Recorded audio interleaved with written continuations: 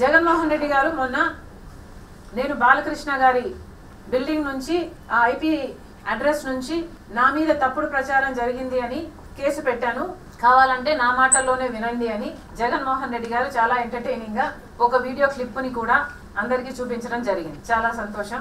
కానీ జగన్మోహన్ రెడ్డి గారు మీకు నిజంగానే చెల్లెల మీద ప్రేమ ఉండుంటే మీకు బాలకృష్ణ గారో లేక బాలకృష్ణ బిల్డింగ్ ఐపీ అడ్రస్ నుంచో మీ చెల్లెల మీద తప్పుడు ప్రచారం జరిగింది అని మీరు నమ్మింటే, మీకు తెలుసుంటే, మరి మీరు 5 సంవత్సరాలు ముఖ్యమంత్రిగా ఉన్నారు కదా, ఆ ఇష్యూ జరిగిన తర్వాత 5 సంవత్సరాలు మీరు ముఖ్యమంత్రిగా ఉండి ఏం గాడిదలు కాశారండి?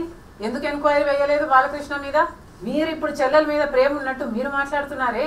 మీకు నిజంగానే చెల్లెల మీద ప్రేమ ఉంటే ఏ ఇష్యూ అయితే బాలకృష్ణ బిల్డింగ్ నుంచి అప్పుడు జరిగిందో ప్రభాస్ కు నాకు సంబంధం ఉంది అని, అదే ఇష్యూని గత 5 సంవత్సరాలలో మీ సైతాన్ సైన్యం మీ సోషల్ మీడియాలో మీరు వాడుకోలేదా?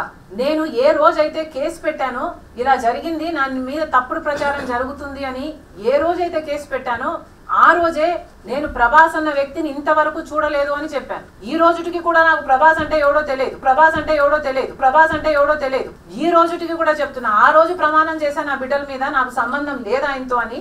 ఈ రోజు మళ్ళీ చేయడానికి కూడా చెప్తున్నా, నాకు సంబంధం లేదు ఆయనతో. నా బిడ్డల మీద ప్రమాణం చేసి చెప్తున్నా. జగన్మోహన్ రెడ్డి గారికి ఇవన్నీ తెలిసి కూడా నాకు క్యారెక్టర్ లేనట్టు, నాకు ఆయనతో సంబంధం ఉన్నట్టు గత 5 సంవత్సరాలలో మీ సైతాన్ సైన్యం చేత ప్రాపగాండా చేయించలేదా? మీకు ఆ చెల్లెల మీద ప్రేమ ఉన్నది, సిగ్గుండాలి కదా. మళ్ళీ నా వీడియోనే ప్లే చేసి మళ్ళీ ఆయనకు మైలేజ్ వచ్చేటట్టు వాడుకుంటున్నారు. అంటే నా వీడియో పనికొస్తుందన్నా మీరు వాడేసుకుంటారు.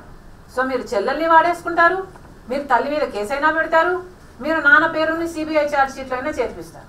మీరు ఏమైనా చేయగలరు, మీకు మీరే సాటి సార్.